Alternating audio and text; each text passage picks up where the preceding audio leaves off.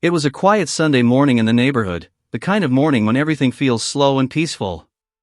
Birds were sitting on the streetlights, the sun was still soft, and most neighbors were either sleeping or making breakfast.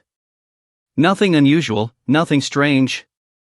But this peaceful morning was about to break in a way no one expected. The narrator, a calm and friendly guy, had just returned from the grocery store. He parked his clean blue car in front of his house like he always did. It was his favorite car, well-kept, shiny, and something he cared about a lot.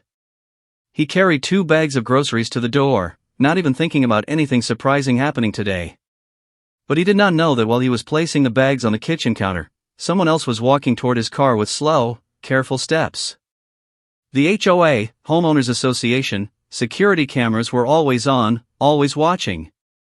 And those cameras caught something strange, something that would soon shock everyone in the neighborhood. A woman was walking down the street, her hair messy, her eyes wide like she had not slept all night. She looked left, then right, then behind her, as if she wanted to be sure no one was watching. But the security cameras were watching everything. She stopped right in front of his car. She did not touch it at first. She only stared at it, breathing heavily, as if the car carried memories or secrets she could not forget. She whispered something under her breath, something angry, something emotional. The security audio did not pick up her words, but her face showed pain and rage. She slowly reached out and touched the car window with her fingertips, like she was checking if the car was real or if she was imagining it. Then she stepped back, looking at the license plate. She moved around the car, circling it, her hands shaking. From the camera's point of view, she looked like someone fighting with her own thoughts. And then, she pulled out her phone. She stared at the phone screen for a long moment. Her expression changed from confused, to angry, to furious. Her breathing became louder, faster. Something inside her snapped. She held her phone in one hand, and with the other, she reached down and picked up a rock from the side of the road. The rock was big enough to break something. Heavy enough to do damage. She clutched it tightly, her knuckles turning white. She whispered again, this time louder. "How dare you," she said, though no one else could hear her except the camera. She walked closer to the car. And closer. And closer. Her eyes were burning with anger. She raised the rock. She did not hesitate. Crash! The rock smashed right through the car's front window. Glass exploded in every direction, shining in the morning sun like tiny diamonds. The woman screamed something at the car, something full of pain and betrayal. And then she hit the car again. And again. And again. The sound was loud enough that a few neighbors looked outside their windows, confused and frightened. But before anyone stepped outside, the HOA security team called the narrator's phone. He was still unpacking groceries when he heard his phone ring. He didn't expect anything serious, maybe it was a reminder about a meeting or a simple neighborhood update. He picked up the call casually. But the voice on the other side was serious. "Sir, please step outside immediately. Someone is damaging your car." For a moment, he didn't understand. "What? My car? Who?" "There is a woman, she seems angry, she's breaking your window. You need to come out right now." He rushed outside, his heart pounding. But by the time he reached the driveway, she was gone. Only his broken window remained, the glass scattered everywhere like snow. A few neighbors stood far away, whispering nervously, unsure what to do. No one wanted to get too close. No one wanted to stop a woman who looked so angry and unstable. The narrator stood there in shock. His clean, peaceful morning was suddenly destroyed. The HOA security team arrived within minutes. They asked him to follow them to the office so he could see the footage. He agreed, still confused, still trying to understand why this happened. At the HOA office, the team rewound the footage. And as the video played, the narrator's eyes widened. He watched the woman's every move, how she walked toward his car, how she checked it, how she picked up the rock, how she screamed at it like the car had betrayed her. But the strangest part? She shouted at the car as if she knew the person who drove it. As if she believed someone she hated was inside it. As if she thought the car belonged to someone else, The HOA manager paused the video and looked at him. "We think she confused your car with another one." The narrator stared at the screen, speechless. This morning was only supposed to be about groceries and quiet time. But now, everything had changed. And this mysterious woman, whoever she was, had just started a story far more complicated than anyone realized. The narrator could not stop staring at the broken glass on the driveway. Every shard reflected the morning sun like tiny warning signs, sparkling with anger, confusion, and fear all at once. He had parked his car in that same spot countless times, never thinking it would be a target.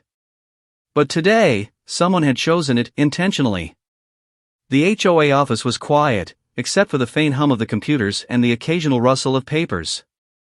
The security manager rewound the footage again, zooming in on the woman's face. Her eyes were wide, almost wild, and her lips trembled as she muttered words the camera couldn't catch.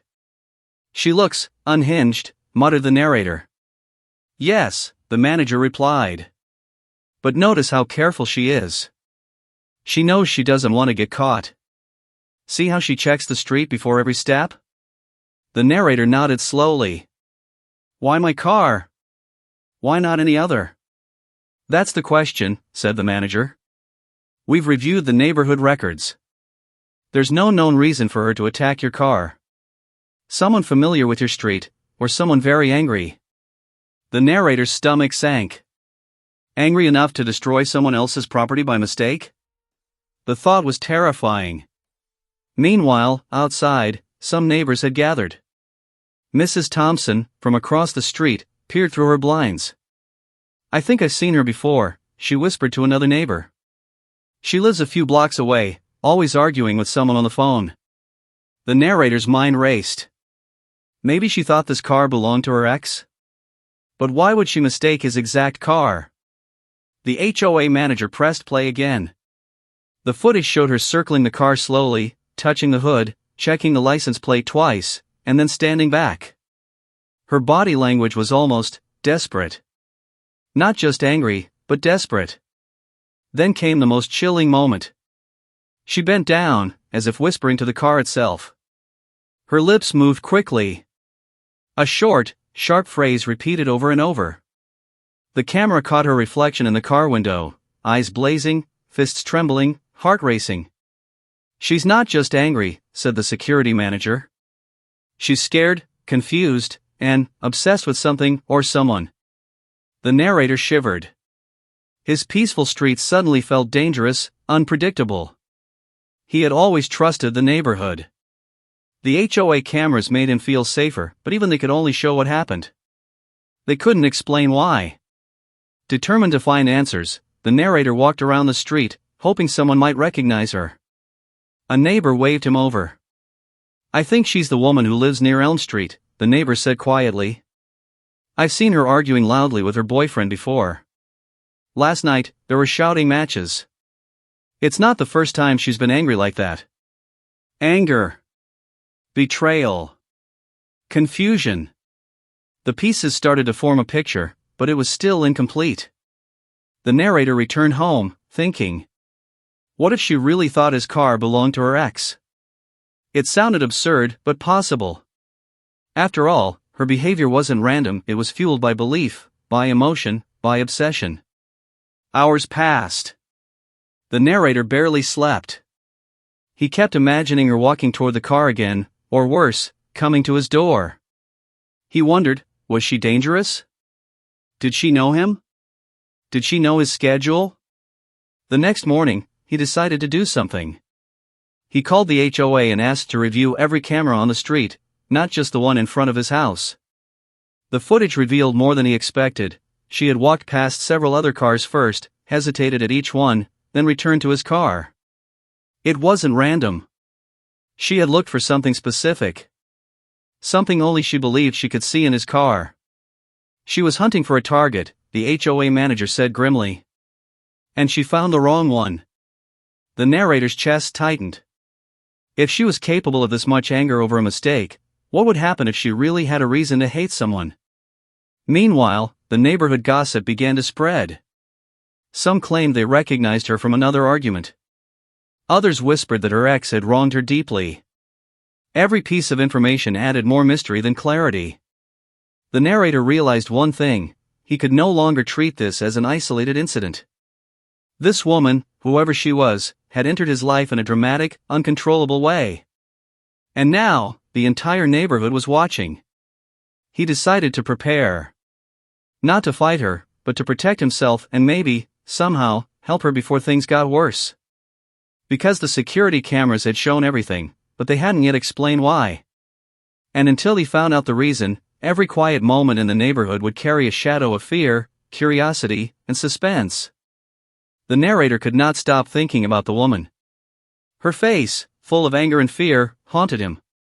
Every time he closed his eyes, he could see her raising that rock, smashing his car window. But the more he thought, the more questions came. Why did she pick his car? Why did she seem so sure he was someone else? He decided it was time to dig deeper. He called the HOA and asked to see all the camera footage from the past 24 hours, not just the moment she destroyed the car. Maybe, he thought, something in her movements or behavior before the attack would explain her mind. When he arrived at the HOA office, the security manager was waiting, looking serious. "We watched her yesterday," the manager said. "But I think you should see the full story: how she got here, where she came from, what she did before your car." They started with the footage from the street 2 blocks away. The narrator's eyes widened as he saw her walking nervously through the neighborhood. She stopped at multiple houses, peeking into driveways, checking cars, as if she were searching for something or someone. She hesitated at one house and stared for a long time. Her face twisted in frustration. Then she walked away, muttering under her breath. And then, she glanced at a blue car parked on the street. She paused. Her eyes narrowed. And she ran toward it like she had found her target. "That's when she reached your car," said the manager. "She didn't attack the first cars. She chose this one carefully." The narrator felt a chill. Someone had chosen his car for a reason. Not randomly. Not by mistake. Then, something on the footage caught his attention. The woman kept checking her phone. But she wasn't just reading messages, she was following a map. Her finger moved along the line, tracing the street, calculating distances. It was like she had tracked someone, and the blue car, his car, was supposed to be part of that plan. Her ex, the narrator whispered to himself. He had heard the neighborhood rumors, but this was proof of obsession. She wasn't angry at the car itself. She was angry at someone she thought was inside it. But the mystery deepened. Why had she confused his car with her ex's? His car had a sticker on the back windshield, a small, colorful sticker that no other car in the neighborhood had. Yet, she didn't notice it. She was too focused on something else, something in her mind. Then came the strangest part. One security camera caught her stopping suddenly on the sidewalk. She stared into the air and whispered a name repeatedly. A man's name. Not the narrator's name. Someone else's. She reached into her bag and pulled out an old photograph. It was small, faded, and folded. She looked at it for a long moment, then stuffed it back, her hands shaking. And then, she ran straight toward the narrator's car. "This isn't just anger," the HOA manager said quietly. "She's obsessed. Confused. And desperate." The narrator felt his heart pounding. If someone could get so emotional over a car they believed belonged to someone else, what else could they do if their obsession grew stronger? He decided to act. He went door to door, quietly asking neighbors if anyone recognized her. Most shook their heads. But one elderly neighbor remembered something. "Yes," she said. "I saw her last night, arguing with a man I think is her boyfriend." She shouted and cried. Then she left in a hurry. "I thought it was just another fight, but maybe it was more." The narrator's mind raced. Last night, arguing, tracing her out on her phone, this was not random. This was planned. She thought she was hunting someone. But she got the wrong target. He realized something else: the HOA cameras had caught everything. Every step, every glance, every trembling hand. The woman's obsession, her fear, her rage, they were all visible. Yet, no one could understand the story behind them, not yet. One more thing stood out. In the footage, she glanced toward the narrator's house as she left. Not once, but several times. Almost as if she remembered something inside. Almost as if she was afraid she had missed something. The narrator felt uneasy. Why was she so focused on him or what she thought was him? Why did she seem to believe he had something to do with her past? That night, he could not sleep. Every shadow in his house seemed larger, every creak in the floor louder. He had one thought echoing in his mind: this woman wasn't done. She had a reason, and he had to find out what it was before it got worse. He made a decision. Tomorrow, he would try to find her, talk to her. Understand her story. Maybe then, he could stop the chaos before it became something he couldn't control. But one thing was certain: the story of his car, the woman, and her obsession was far from over. The HOA cameras had shown the crime, but they hadn't revealed the truth behind it. And until he uncovered that truth, every quiet moment in the neighborhood would carry the weight of fear, suspense, and uncertainty. The narrator had spent a restless night. Every time he closed his eyes, he could see her face, the woman who had destroyed his car, burned into his mind. Her wild eyes, her trembling hands, the way she had raised the rock as if the world owed her revenge. He knew he could not ignore this any longer. He decided to find her. Not to fight her, but to understand. To get answers. The HOA had helped him trace her route from the cameras, and one neighbor had confirmed where she lived, just 2 blocks away. He walked cautiously to the small, slightly run-down house. From outside, it looked ordinary, quiet, nothing like the chaos that had erupted in his morning. But as he approached, he noticed movement behind a curtain. She was watching. She knew he was coming. He rang the doorbell. A moment passed. Then the door opened slightly. She peeked out, her eyes wide, her breathing fast. "Are you the car owner?" she asked, her voice trembling. "Yes," he said slowly, holding up his hands. "I just want to talk. I need to understand why you did this." Her body stiffened. She looked around, as if seeing danger in every shadow. You don't know, you don't understand," she whispered. "I want to understand," he repeated. "Please, just tell me." For a long moment, she did not speak. Then, she stepped aside and let him in.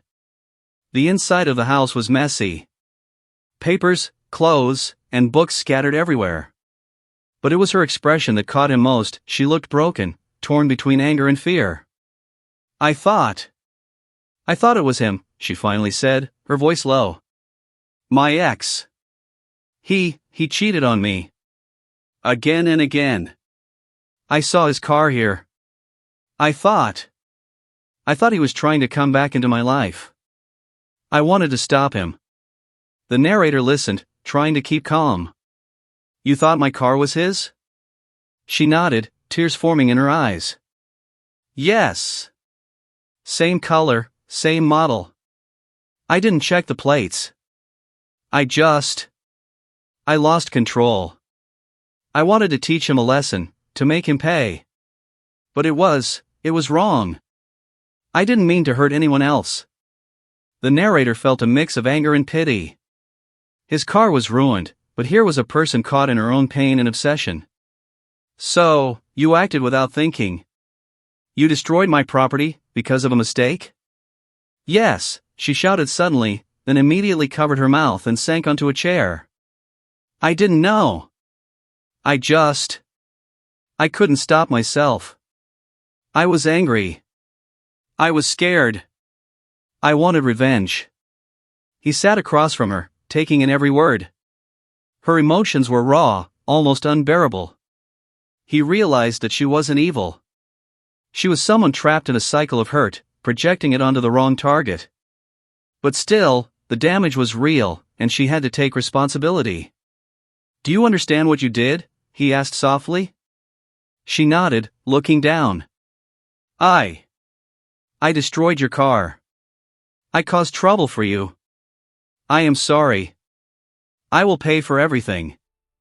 I promise. I will fix it. I don't want to run from this anymore. The narrator saw her sincerity. But he also saw fear of facing the consequences, fear of her ex, fear of herself. It was a mix of courage and desperation. I believe you, he said finally. But you need to make this right. Not just for me, but for yourself. Because holding anger like that, it destroys more than cars. She nodded, wiping her tears. I understand. I didn't know how to stop. I didn't know who to trust. I thought attacking the car would stop him from hurting me again. He sighed. The room was quiet for a moment, the tension hanging in the air like a storm cloud waiting to break. He realized something: this confrontation wasn't just about a car. It was about her pain, her obsession, and the choices she made in that pain. Finally, he stood up. You need to contact the HOA, explain everything, and pay for the damage. They will guide you. And stay away from your ex. Let him go. Fix your life. That's the only way you can truly stop this from happening again. She looked at him, hope and fear mingling in her eyes. I will. I promise. Thank you for listening, for not calling the police immediately. He nodded. Sometimes, understanding is the first step toward fixing what's broken. She stayed silent, absorbing his words. The room felt heavy, yet lighter somehow, like the storm had passed, leaving only quiet understanding behind. The narrator left her house, walking slowly back to his own. The neighborhood felt different now. The anger, the fear, the suspense, they were still there, but now mixed with relief. He had faced the unknown. He had uncovered the reason behind the chaos. But he also knew this was just one chapter. The woman had revealed part of her story, but the consequences were still coming. The HOA, the repairs, the neighborhood whispers, and most importantly, the lesson that anger, obsession, and confusion could explode in the most unexpected ways. The confrontation was over, but the story was far from finished. The narrator could not shake the feeling that there was more to her story than she had told. Her anger, her obsession, her desperation, they all hinted at something deeper. After the confrontation, he stayed in his house, thinking, wondering what else had driven her to destroy his car. Meanwhile, the woman sat alone in her small, cluttered living room. Her hands trembled as she held her phone. She stared at old messages, photos, and videos, evidence of lies, betrayals, and heartbreak. Her ex had fooled her again, just like she feared. She had been tracking him, hoping to find closure, but instead, she had lashed out at the wrong person. She realized something painful: the anger she felt for him had grown into something uncontrollable. She had convinced herself that every blue car she saw was his. Every small noise, every shadow, seemed connected to him. She had been trapped in her own mind, believing she could fight back by destroying his property, even if it wasn't really his. The narrator, on his side, decided to follow up. He wanted to understand the full story, not just the car incident. With her permission, he asked her to explain what had happened with her ex. She hesitated, biting her lip, then began slowly, her voice shaky. He lied to me, she said. I trusted him. I believed every word. But he was seeing someone else. Always. He said he loved me, but he didn't. And last night, he texted me that he was coming here to talk. I panicked. I thought he had returned, that he was trying to manipulate me again. So I reacted. The narrator listened carefully. Her story was full of hurt, betrayal, and fear, but also confusion. She had let emotion take control, and it had cost him his car. What happened last night exactly? He asked. She swallowed hard. He left our fight angry.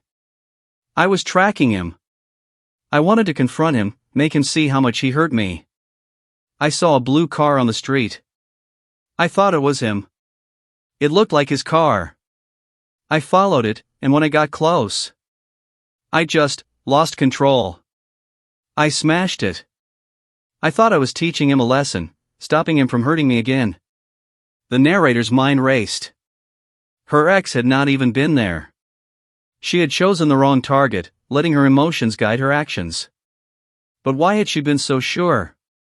Why had she convinced herself this was his car? She opened her photo gallery and showed him screenshots of her ex's messages. Lies, promises, excuses. And one message stood out: "I'm coming to see you today." She had read it wrong. She assumed it meant he would be in this neighborhood. She assumed he would be in that car. She assumed the worst. "And that's when you attacked my car?" the narrator asked softly. She nodded, tears rolling down her cheeks. "I didn't know. I just reacted. I thought I was protecting myself. I thought I was stopping him from hurting me again." The narrator understood now. Her anger was not random. It was built on deception, betrayal, and fear. But he also knew the danger of letting anger control actions. One wrong assumption had caused chaos. One wrong decision had destroyed someone else's property. He spoke carefully, hoping she would understand. "What you felt, it's real. The pain, the betrayal, the fear, it's real. But the way you reacted, it could have been much worse. You need to learn to stop, to think, to verify before acting. Otherwise, anger will take control every time." She nodded, wiping her tears. "I understand. I never wanted to hurt anyone else. Not you. Not the neighbors. Not even him. I couldn't see clearly. I thought I was right." The narrator realized that the lesson here was bigger than a car. It was about understanding emotions, controlling impulses, and recognizing how deception and obsession could blind someone. Then, she said something surprising. "I want to fix this. Not just pay for the car. I want to make sure nothing like this happens again. I want to face my ex, stop obsessing over him, and take responsibility for what I did." The narrator felt a strange mix of relief and tension. Relief, because the story was becoming clear. Tension, because the consequences were still real. The car needed repairs, the HOA needed reports, and the neighborhood had seen everything. But the truth about her ex was the key. Without understanding him, without seeing his lies, his manipulation, his betrayal, she could never stop reacting in anger. She needed closure, understanding, and a path to healing. And in that moment, the narrator realized something important. Sometimes, the chaos around us isn't random. Sometimes, it's built on lies and misunderstandings. Sometimes, the key to resolving the mess is uncovering the truth, no matter how painful it is. He promised himself he would help her face the truth. Not for her ex, not for the car, but for her. Because until she understood the lies, the obsession, and the real danger of anger, this story wasn't over. The next step would be facing her ex and finally closing the chapter on the anger that had destroyed his car and disrupted the neighborhood. But how would she confront him? And what would happen when the lies were exposed? The narrator didn't know yet. But one thing was certain: the story was about to get even more dramatic. The morning after the confrontation, the narrator returned to his driveway. His car still bore the marks of the attack: the shattered window, the dented door, the scratched paint. Every detail reminded him of the chaos that had erupted. But this time, he wasn't alone. The HOA had arrived, their offices fully involved, ready to handle the situation. The HOA manager, a serious-looking woman with sharp eyes, explained the plan. "We've reviewed the cameras, the footage, and her statements. This isn't just vandalism, it's a violation of community rules and safety standards. We need to take action." The narrator nodded. He wanted justice, yes, but he also wanted fairness. The woman had acted out of confusion and emotion, not malice. Still, the rules were the rules. They called her to the HOA office. She arrived, looking nervous, her hands clutching a small folder. The moment she entered, neighbors turned to look. Whispers spread through the office. "That's her, the one who destroyed the car," one said. Another shook their head, muttering about the chaos that had erupted on their quiet street. The manager began calmly, "We've reviewed everything. Your actions caused damage and disturbance in the community. According to HOA rules, you are responsible for repairs and penalties." The woman nodded quickly, swallowing hard. "I understand. I will pay for the car. I know it's my fault. Good, said the manager, but it's more than just paying for repairs. You are also fined for violating community safety rules and for creating a public disturbance. You must attend a mediation session and provide a written apology to the affected parties. The narrator watched as she absorbed the information. She looked anxious, yet determined. It was clear she understood the gravity of her actions. But, she started, hesitating, I want to explain what happened. Not as an excuse, but as the reason. The manager nodded. You may explain. But know that it doesn't remove responsibility. She took a deep breath and told the story again, how her ex had cheated, how she had tracked him, how she had mistaken the narrator's car for his, and how her anger and fear had taken control. Her voice trembled, but she was honest. Every neighbor in the room listened quietly, some nodding, others looking skeptical. When she finished, the HOA manager spoke. Your explanation is noted. However, rules exist to protect everyone. The fact that you were mistaken does not remove the consequences. You will pay for damages, attend mediation, and complete community service hours within the neighborhood. The woman bowed her head. I accept. I want to make this right. The narrator felt a strange mix of relief and tension. Relief, because she was taking responsibility. Tension, because he knew this wasn't just about money. It was about emotions, fear, and trust. The HOA outlined the repair plan. The narrator's car would be fixed within 2 weeks. The woman would cover the costs in full. She would also attend a mediation session to apologize to the neighbors who had witnessed the incident. During the session, she spoke honestly, looking each neighbor in the eye. I am sorry for frightening you, for destroying property, and for disturbing the peace. I acted in anger and fear, and I promise to never let it happen again. Some neighbors nodded. Some remained skeptical. But slowly, the tension in the room began to ease. Afterward, the HOA issued a report detailing the incident, the investigation, and the consequences. Copies were sent to the narrator, the woman, and the neighborhood board. The security footage was stored as evidence, both for accountability and for future precaution. As the narrator walked home, he reflected on the day. Justice had been served, but it wasn't only about rules or fines. It was about understanding human emotion, accountability, and the power of self-control. The woman, meanwhile, felt a weight lifted from her shoulders. Facing the consequences was frightening, but it was also liberating. She had owned her mistakes, apologized, and begun the process of making amends. Yet, beneath the resolution, one question lingered: would she truly be able to move on from her past, from her ex, and from the anger that had almost destroyed her life and the narrator's car? The neighborhood slowly returned to normal. Children played on the street again. Cars moved carefully along the lanes. But the story of the blue car, the woman, and the HOA's justice remained alive in everyone's minds, a warning that anger unchecked could explode in unexpected ways. For the narrator, the lesson was clear: even in a peaceful community, chaos could erupt from human emotion, but justice, fairness, and understanding could restore balance. The confrontation, the investigation, and the HOA's decision were over, but the final chapter, where forgiveness, reflection, and closure would come, was still ahead. The neighborhood was finally calm again. The morning sun spilled over the streets, and the quiet hum of daily life had returned. But for the narrator, the events of the past week still echoed in his mind: the shattered glass, the woman's wild eyes, the anger that had nearly destroyed everything. He walked slowly to his driveway, where his car now stood repaired, shining under the sun like nothing had ever happened. The dents were gone, the broken window replaced, and the scratches polished away. The car looked perfect, almost untouched. But the memory of the attack lingered, a reminder that calm could always be fragile. Across the street, the woman stood by her own small garden.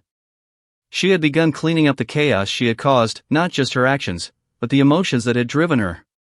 She looked up when she saw the narrator and gave a small, tentative wave. For the first time, she seemed at peace. The narrator nodded back, silently acknowledging the journey they had both been through. The confrontation, the investigation, the truth about her ex, the HOA's justice, it had all led to this moment of quiet understanding. He remembered the mediation session vividly. The woman had spoken from her heart, apologizing not only to him but to the neighbors who had witnessed the chaos. She had promised to make amends, to face her anger, and to stop letting past betrayals control her actions. It was strange, he realized, how much human emotion could shape reality. One misunderstanding, fueled by obsession and fear, had led to destruction. But understanding, accountability, and forgiveness could restore what was broken, sometimes not perfectly, but enough to move forward. The narrator decided to speak with her one last time. He crossed the street slowly, careful not to startle her. "I hope you're doing okay," he said softly. She looked up, her eyes clear and steady. "I am," she replied. "It's not perfect, but I understand now. I can't let anger control me. I can't let my past mistakes define me. I'm sorry for everything." He nodded. "You've learned a hard lesson. But I think that's the most important part. We can repair things, yes. But repairing ourselves, that takes courage." For a long moment, they stood quietly, watching the street. The children playing, neighbors chatting, and birds flying above reminded them that life continued, even after chaos. "I will keep my promise," she said finally. "I will make amends. And I will move on from him. I need to live my life without letting him or anyone else control my choices."